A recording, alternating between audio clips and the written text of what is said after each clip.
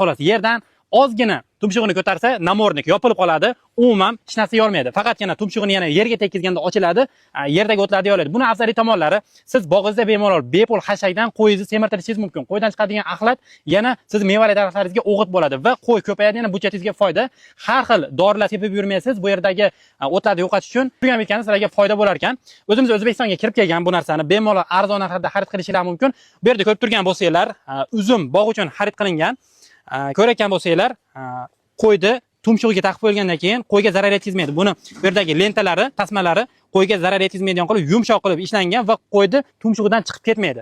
Va suv ichishlari ham udobniy bo'ladi, suvni ham bemalol icha olar ekan. Temirga e'tibor beringlar. Bu shustrik qo'ylar tumshug'ini ko'targanda yana qaytib tushib qoladi, yana og'irlashtirish uchun mana shuni o'ylab topishgan. Va istalgan turdagi katta-kichik qo'ylarga buni bemalol bu yerdan ligirovka qilib moslashtirishingiz mumkin. Sizlarga Instagramlarini va telefon raqamlarini pastda qoldiramiz. Bemalol aloqaga chiqib, O'zbekiston, Tojikiston, Qirg'iziston davlatlariga ham bemalol aloqaga chiqishingiz mumkin va olib sotishga ham berishadi.